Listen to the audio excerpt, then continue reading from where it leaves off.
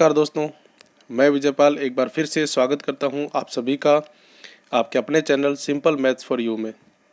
दोस्तों, जैसा कि आप सभी को पता है कि हमने ये चैनल बनाया है मैथमेटिक्स की नॉलेज को आप सभी तक पहुंचाने के लिए, और आप सभी के सहयोग से हम अपने इस उद्देश्य में कामयाब भी हो रहे हैं। दोस्तों, आज का जो वीडियो है वो आधारित है मैट्रिक्स वीडियो सीरीज़ पर। मैट्रिक्स के 8 लेसन हमने पहले देखे थे। मैट्रिक्स क्या होती है, क्या इतने इसके भाग होते हैं, क्या इसके प्रकार होते हैं, कितनी इसकी क्रियाएं होती हैं और उन क्रियाओं के क्या नियम होते हैं, क्या प्रॉपर्टी होती है, वो सब हमने पिछले 8 लेसन में देखा था। आज के जो लेसन है उसमें हम संख्याओं के प्रगुण पार्ट 3 पढ़ेंगे, जिसमें हम गुणा के जो संक्रिया थी उसके नियमों के बारे में पढ़ेंगे। पिछले वीडियो में हमने जोड़ के संक्रिया के नियमों के बारे में पढ़ लिया, वैकलन यानी घटाव के संक्रिया के नियमों के बारे में पढ़ लिया। आज हम गुणा के नियमों के बारे में पढ़ेंगे। तो बहुत ही इंपॉर्टेंट वीडियो है आप सभी के लिए। यदि आप कक्षा 11 से ऊपर की मैथमेटिक्स की पढ़ाई कर रहे हैं तो मैट्रिक्स एक बहुत इंपॉर्टेंट टॉपिक है जो आपके कॉम्पिटिशन में भी आता है। तो यदि आप वो पढ़ रहे हैं तो आपके लिए वीडियो बहुत इंपॉर्टेंट है। वीडियो शुरू करने से पहले मैं रिक्वेस्ट करूंगा सभी से कि आप इस चैनल को सब्सक्राइब कर लीजिए। वीडियो अच्छा लगे तो इसे लाइक कीजिए, अपने सभी दोस्तों को भी शेयर कीजिए। वीडियो को लास्ट तक देखिए ताकि आपको बिल्कुल सारे जो चीज़ें मैंने समझाने का प्रयास किया वो सभी आपको समझ में आए और आप इस वीडियो का ज़्यादा से ज़्यादा फ़ायदा उठा सकें। चलिए शुरू करते हैं। देखिए, मैट्रिक्स की गुणा। मैट्रिक्स की जो गुणा थी वो मैंने आपको बताया था। मैट्रिक्स की गुणा 2 प्रकार की होती है। मैट्रिक्स की जो गुणा होती है कितने प्रकार की होती है? 2 प्रकार की होती है। पहली जो प्रकार की गुणा होती है वो है अदिश की गुणा मैट्रिक्स से, यानी एक अदिश राशि होती है, कोई एक संख्या होती है, उसकी गुणा हम मैट्रिक्स से करते हैं। कोई एक अदिश संख्या होती है उसकी गुणा हम किससे करते हैं? मैट्रिक्स से। और दूसरी प्रकार की जो गुणा थी वो होती है मैट्रिक्स की मैट्रिक्स से। मैट्रिक्स की मैट्रिक्स से। तो ये दोनों इसमें अलग अलग प्रकार की गुणाएं होती हैं। ये जो गुणा थी अदिश की मैट्रिक्स से, ये तो बिल्कुल सिंपल थी। इसमें तो सिंपल संख्या को आप उस मैट्रिक्स के प्रत्येक एलिमेंट से गुणा कर दो ये। और जो ये गुणा थी यही असली मैट्रिक्स की गुणा कहलाती है। इसमें एक मैट्रिक्स के दूसरे मैट्रिक्स की रो और कॉलम की आपस में गुणा करके फिर जोड़ के पूरी मैट्रिक्स का एलिमेंट निकालते हैं। वो हमने पिछले वीडियो में देखा था। आज हम इन दोनों गुणाओं के जो प्रकार है इन दोनों के नियमों के बारे में पढ़ेंगे। तो सबसे पहले हम पढ़ते हैं अदिश गुणा के नियम के बारे में। अदिश गुणा के नियम के बारे में देखिए, अदिश गुणा के जो नियम होते हैं वो वैसे नियम नहीं होते जैसे जोड़ के, संकलन के और इस मैट्रिक्स से मैट्रिक्स की गुणा के होंगे। क्योंकि अदिश गुणा एक तरह से एक छोटी गुणा है, क्योंकि इसमें ना तो दोनों मैट्रिक्स होती है ना ही दोनों संख्या होती है, एक संख्या एक मैट्रिक्स होती है। तो इसके जो नियम है वो बिल्कुल सिंपल है, एक दो ही नियम है।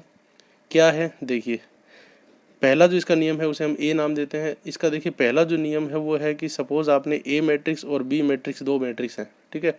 उन दोनों मैट्रिक्स को आपस में आपने क्या करा? जोड़ दिया, ए प्लस बी, और उसकी मल्टीप्लाई कराई आपने एम नाम की किसी अदिश राशि से या किसी अदिश संख्या से। यानी एम की मल्टीप्लाई आपने ए प्लस बी को जोड़ के उससे कराई। तो इसका मतलब ये होगा कि आप एम की मल्टीप्लाई ए से करा दो और एम की मल्टीप्लाई बी से करा दो और फिर उनको जोड़ दो तो भी वही बात होगी। तो ये अदिश गुणा का पहला नियम है, ठीक है। यानी 2 मैट्रिक्स है, आप उन दोनों मैट्रिक्स को पहले जोड़ के बाद में एम से गुणा कराओ, या पहले एम से गुणा करा दो दोनों को, बाद में जोड़ दो, तो एक ही बात है, दोनों से उत्तर सेम आता है। ये है इसका पहला नियम। आप इसको इस तरह से भी कर सकते हो, अगर M A plus M B कोई है तो आपने इस एम की इन दोनों से मल्टीप्लाई कर दिया अंदर, जैसे हम नॉर्मल एलजेब्रा में करते हैं, M A plus M B, जैसा कि इसको मैट्रिक्स एलजेब्रा भी बोलते हैं। ये इसका पहला नियम है, ठीक है, बिल्कुल आसान है। अब देखते हैं दूसरा नियम। दूसरा नियम क्या है कि सपोज कोई मैट्रिक्स है ए और यहाँ पे 2 अदिश संख्याएं हैं एम और एन। 2 अदिश संख्याएं हैं एम और एन। एम और एन मैंने संख्याएं मानी है, सवाल में कोई भी संख्या आ सकती है, प्लस की, माइनस की, जीरो, कोई भी संख्या आ सकती है। तो दोनों संख्याएं हैं, दोनों संख्याओं को आपने जोड़ा और फिर इसको मैट्रिक्स ए से मल्टीप्लाई किया। या आप यूँ कर सकते हो कि एम की ए से मल्टीप्लाई करो और एन की ए से मल्टीप्लाई करो, फिर उनको जोड़ दो तो भी एक ही बात है। यानी 2 संख्याएं हैं प्लस में और उनकी मल्टीप्लाई है ए मैट्रिक्स से। तो आप पहले उन दोनों को जोड़ो, बाद में उसकी मैट्रिक्स से मल्टीप्लाई करो, या पहले दोनों की उस मैट्रिक्स से मल्टीप्लाई कर दो, बाद में उसको जोड़ो, एक ही बात है। इसको आप यूँ भी समझ सकते हो कि ये एम प्लस एन है, ये ए है, ए की मल्टीप्लाई इससे होगी, ए की मल्टीप्लाई इससे भी होगी। नॉर्मल एलजेब्रा के रूल से भी आप इसको समझ सकते हो। ये भी हमेशा सही होता है किसी भी मैट्रिक्स के लिए और किसी भी संख्या के लिए, ये नियम हमेशा सही होते हैं, ठीक है। फिर चलते हैं तीसरे नियम के बारे में। तीसरा जो नियम है वो है कि सपोज कोई मैट्रिक्स है ए, आपने इस मैट्रिक्स की मल्टीप्लाई करी एन से और इस पूरे की मल्टीप्लाई आपने कर दी एम से। यानी एन की मल्टीप्लाई आपने एन से की, एन ए, और उस पूरे की मल्टीप्लाई आपने किससे कर दी? एम से। या आप इसको यूँ भी कर सकते हो कि आपने पहले एम और एन की मल्टीप्लाई कर दी, एम एन, और फिर उसकी ए से मल्टीप्लाई कर दो, तो भी एक ही बात है। या आप यूँ कर सकते हो कि m की मल्टीप्लाई पहले a से कर दो, बाद में n की मल्टीप्लाई उससे कर दो, तो भी वही उत्तर आएगा जो इसमें आएगा।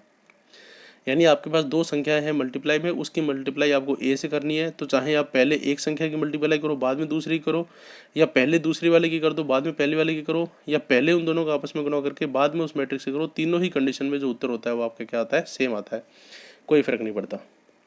तो ये तीन नियम है अदिश गुणा के। अदिश गुणा के ये तीन ही नियम है, बिल्कुल सिंपल है, बहुत ही आसान है। ये बहुत कम सवाल में पूछे जाते हैं क्योंकि ये थोड़े कम इंपॉर्टेंट होते हैं और कम ही पूछे जाते हैं, लेकिन फिर भी आपको ये ध्यान रखना है, जब आ जाते हैं तो इनको करना ही पड़ता है। तो ये है अदिश गुणा के। अब बात आती है मैट्रिक्स की मैट्रिक्स से गुणा। असली गुणा मैट्रिक्स की वही कहलाती है, यानी अब आती है गुणा दूसरे प्रकार की, जिसमें हम मैट्रिक्स की मैट्रिक्स से गुणा करते हैं। किसमें? मैट्रिक्स की मैट्रिक्स से गुणा। इसके जो नियम हैं, इसके नियम थोड़े से क्या हैं, अलग हैं, और वही सारे पहले वाले नियम जो हमने पहले जोड़ और घटाव के लिए पढ़े थे वही सारे इसके लिए नियम हैं। अब देखिए, सबसे पहला जो नियम हमने जोड़ और घटाव के लिए पढ़ा था वो पढ़ा था क्रम विनिमयता। क्या पढ़ा था? क्रम विनिमयता, या इंग्लिश में इसे कहते हैं कम्यूटेटिव। कम्यूटेटिव या गुण को कहेंगे तो कम्यूटेटिविटी, ठीक है। क्रम विनिमय। क्रम विनिमय का मतलब क्या था कि यदि आप मैट्रिक्स की किसी भी संक्रिया में क्रम बदल दो तो फर्क नहीं पड़ना चाहिए। अगर फर्क नहीं पड़ता तो वो उसका पालन करती है, अगर फर्क पड़ता है तो पालन नहीं करती। यहाँ पर हम देखेंगे मैट्रिक्स मल्टीप्लाई के बारे में, यानी यदि आपने ए और बी दो मैट्रिक्स को मल्टीप्लाई किया, ए और बी दो मैट्रिक्स को क्या किया, मल्टीप्लाई किया, और बी और ए इन दोनों मैट्रिक्स को भी मल्टीप्लाई किया। यहाँ पर आपने पहले इसको माना बाद में इसको माना, यहाँ पर आपने पहले इसको माना बाद में इसको माना, ठीक है। यहाँ पर ए पहले था बी बाद में, यहाँ पर बी पहले है ए बाद में, तो इन दोनों की आपने मल्टीप्लाई की। तो जब आप इन दोनों की मैट्रिक्स मल्टीप्लाई करोगे तो इन दोनों के जो उत्तर आएगा वो कभी भी बराबर नहीं आएगा। कुछ एक चांस हो सकता है कि जिसमें बराबर आ जाए, कोई संख्या इस प्रकार की हो कि वो बराबर आ जाए, ए और बी दोनों मैट्रिक्स सेम हो तो बराबर आ सकता है, वो एक अलग मैटर है, अपवाद है। लेकिन इन दोनों की जो मल्टीप्लाई होगी वो कभी भी एक जैसी नहीं आएगी।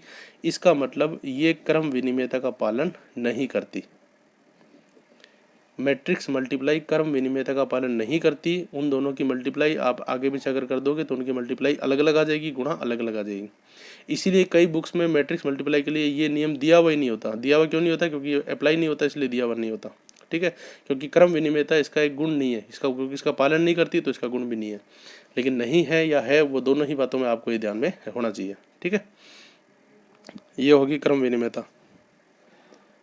उसके बाद लेते हैं हम दूसरा नियम क्या था जो हम पढ़ते थे प्लस और माइनस की, उसमें दूसरा नियम था साचर्यता, ठीक है। साचर्यता को इंग्लिश में क्या बोलते हैं? एसोसिएटिविटी।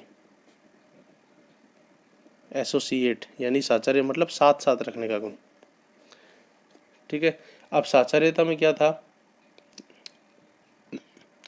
देखिए, साचर्यता का मतलब है कि आपको साथ साथ रखना है, यानी यहाँ पे तीन मैट्रिक्स होंगी। क्या होंगी?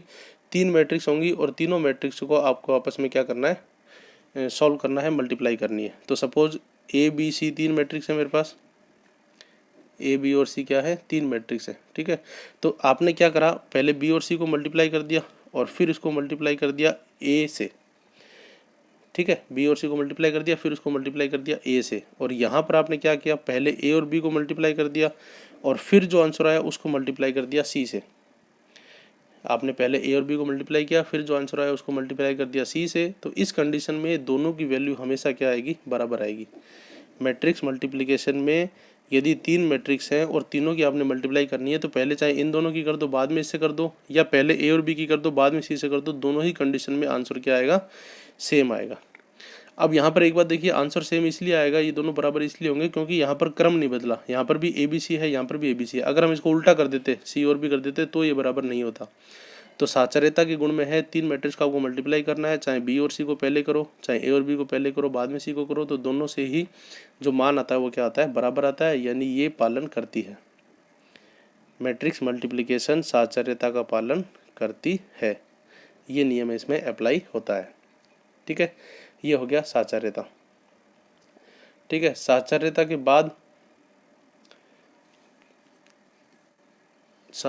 बाद लेते हैं तीसरा नियम। अब देखिए, यहाँ पर जो तीसरा नियम है वो एक अलग नियम है। मैट्रिक्स मल्टीप्लिकेशन के लिए एक अलग नियम आता है, उसे हम कहते हैं बंटनता का नियम। क्या बोलते हैं? बंटनता। या इसको हम यूँ बोल सकते हैं बंटनता। ठीक है, ये टैग बनती है बंटनता, या इसे इंग्लिश में बोलते हैं डिस्ट्रीब्यूटिव लॉ। क्या बोलते हैं? Distributive law.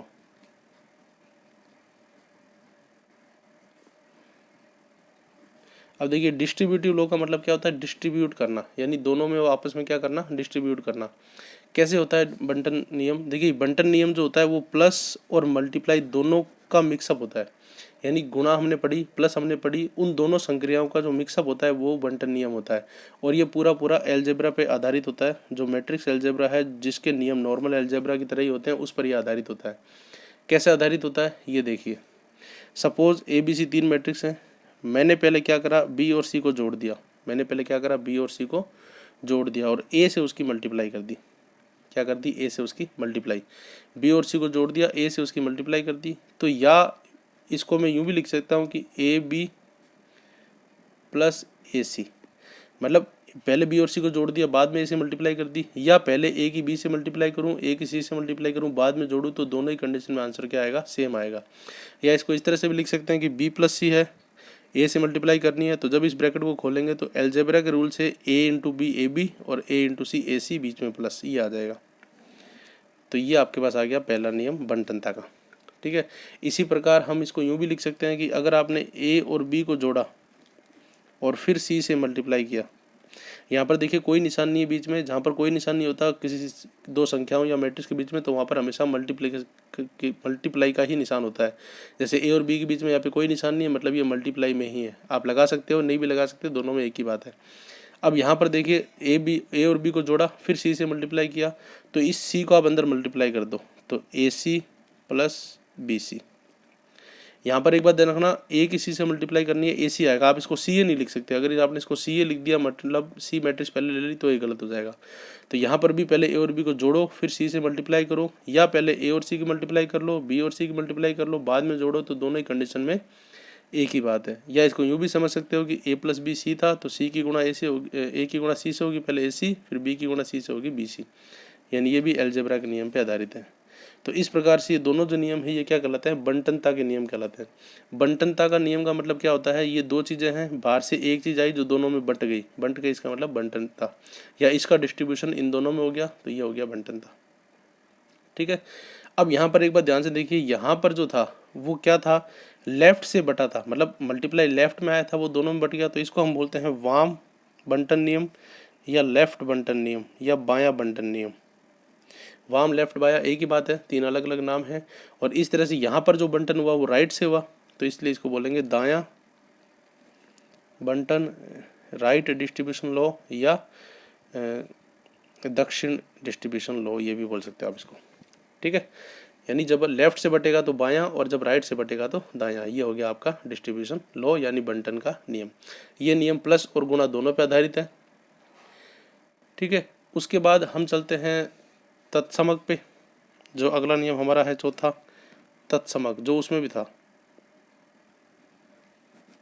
या इसे बोलते हैं आइडेंटिटी। क्या बोलते हैं? आइडेंटिटी।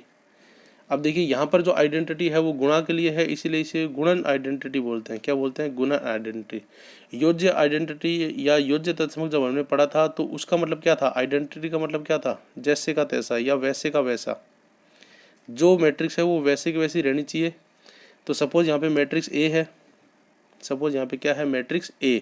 तो इसको हम किस से मल्टीप्लाई करें कि वापस वही मैट्रिक्स आ जाए, वो की वो रहे। योज्य तत्समक में यही हुआ था कि उसके अंदर क्या जोड़ें कि वापस वो का वो आ जाए। तो क्या आया था? वो 0 आया था योज्य तत्समक में। लेकिन यहाँ पर हम क्या, ए के अंदर क्या, यहाँ पे जोड़ना नहीं, यहाँ पे मल्टीप्लाई करनी है। किसी मैट्रिक्स में हम किस चीज़ की मल्टीप्लाई करें कि वापस वही मैट्रिक्स आ जाए। तो यहाँ पर इसको हम संख्या से समझते हैं। अगर मेरे को संख्या में बदलना है, 5 कोई संख्या है, तो मैं 5 में किसकी मल्टीप्लाई करूँ कि वापस 5 ही आ जाए? 5 में किसकी मल्टीप्लाई करूँ कि वापस 5 ही आ जाए? तो यहाँ पर क्या होता है? हमेशा 1 आता है। गुणन में तत्समक अवयव हमेशा क्या होता है? 1 होता है, तो 5 एकम 5। ठीक है, 5 एकम 5, यानी यहाँ पर क्या हो गया? 1। जोड़ के अंदर तत्समक अवयव होता है 0, गुणन के अंदर तत्समक अवयव होता है 1। हमेशा ये बात ध्यान रखना। अगर आपने उल्टा कर दिया तो गलत हो जाएगा। यहाँ पर अगर आपने 0 कर दिया तो 5 की 0 से गुणा 0 हो जाएगी, तत्समक नहीं होगा। ठीक है, तो उसी प्रकार जब 0 था तब मैट्रिक्स में हमने क्या लिया था? 0 मैट्रिक्स, जिसके सारे एलिमेंट 0। तो यहाँ पर जब हमें 1 लेना है तो यहाँ पर हम क्या लेंगे, आई, 1 को हम आई बोलेंगे। आई वास्तव में क्या होती है, इकाई मैट्रिक्स होती है। आई क्या होती है, इकाई मैट्रिक्स। ठीक है, इकाई मैट्रिक्स क्या होती है, इकाई मैट्रिक्स की परिभाषा हमने दूसरे वीडियो में, मैट्रिक्स के दूसरे वीडियो में पढ़ी थी, जिसके विकर्ण के सारे अवयव क्या हों, इकाई हों। ये 2/2 की इकाई मैट्रिक्स है।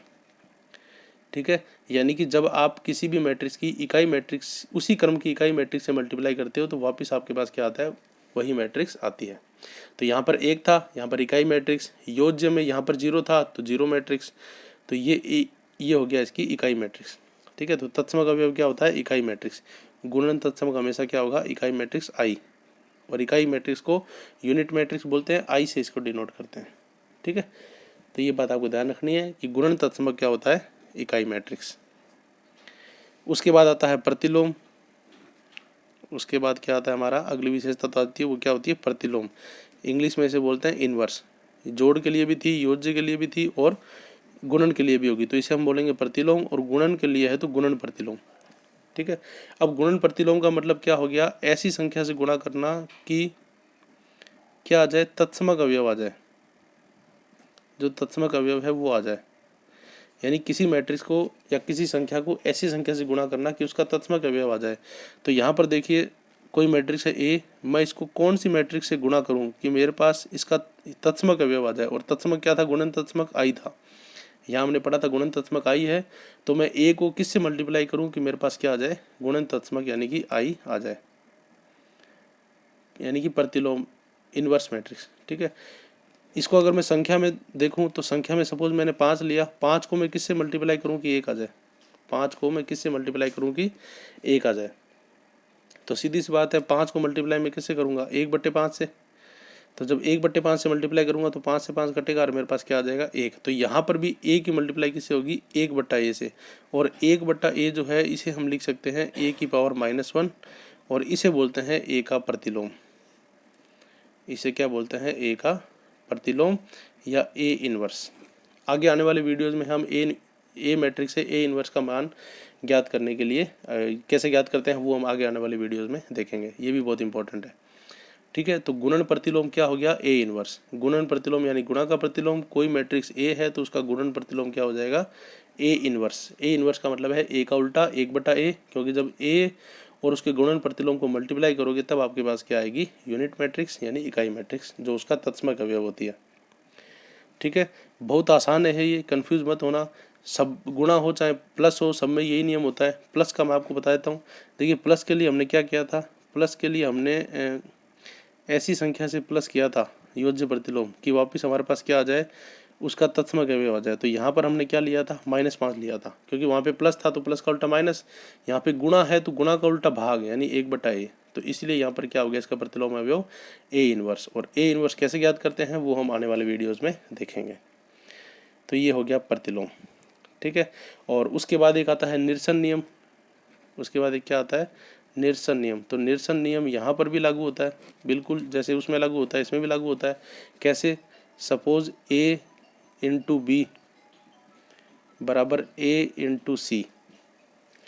अगर a × b और a × c दोनों बराबर हैं तो a से a कैंसिल हो जाएगा और यहाँ पर क्या आएगा, b बराबर c। सेम वही रूल है। ठीक है, और निरसन नियम को क्या बोलते थे, कैंसिलेशन लो। और इसी प्रकार अगर a × c है और यहाँ पर b × c है तो यहाँ पे c से c क्रॉस हो जाएगा, यहाँ पे क्या आ जाएगा, a बराबर b। ठीक है, आ रही बात समझ में। a × b a × c है, दोनों बराबर हैं, इसका मतलब a से a क्रॉस हो गया, b और c बराबर है। a × c है, b × c है, इसका मतलब c और c क्रॉस हो गया, a बराबर b आ गया। तो इसको हम बोलेंगे निरसन नियम, यानी दोनों तरफ अगर कोई चीज़ बराबर है तो वो आपस में कैंसिल हो सकती है। a b और c यहाँ पे तीनों मैट्रिक्स है। अब यहाँ पर आपने लेफ्ट वाला कैंसिल किया है तो इसको बोलेंगे वाम निरसन नियम। क्या बोलेंगे, वाम निरसन नियम। और इसमें क्या होगा, इसमें आपने राइट वाला कैंसिल किया है c में, तो इसको बोलेंगे दक्षिण निरसन नियम या राइट निरसन नियम भी आप इसको बोल सकते हैं। लेफ्ट वाला कटा तो लेफ्ट, राइट वाला कटा तो राइट। लेफ्ट को वाम बोलते हैं, राइट को दक्षिण बोलते हैं। तो ये निरसन नियम भी आपके हो गए। ठीक है। तो इस प्रकार से 6 नियम जो मैट्रिक्स की गुणा होती है उसमें पाए जाते हैं। निरसन नियम, प्रतिलोम निकालना, तत्समक निकालना, और जो बंटनता का नियम है ये नियम अलग है, प्लस और गुणा दोनों से मिलकर बनता है, साचार्यता और क्रम विनिमयता। ठीक है, और ये अदिश गुणा के नियम थे। तो आज के वीडियो में हमने गुणा के नियम देखे, बहुत ही इंपॉर्टेंट वीडियो है, आप सभी ने लास्ट तक देखा, इसके लिए आपका बहुत बहुत धन्यवाद। ज़रूर आपको समझ में आया होगा ऐसी मैं उम्मीद करता हूँ। फिर भी यदि आपके कोई कन्फ्यूज़न हो तो कमेंट बॉक्स में ज़रूर बताएं, ताकि उसका सॉल्यूशन हम आने वाले वीडियोस में दे सकें। वीडियो को लास्ट तक देखने के लिए सभी का धन्यवाद। चैनल पे नए हो तो सब्सक्राइब कर लो, ये वीडियो अपने सभी दोस्तों को भी शेयर कर दो, ताकि वो भी इस वीडियो का फ़ायदा उठा सकें। मिलते हैं बहुत जल्द एक नए वीडियो में, तब तक के लिए धन्यवाद।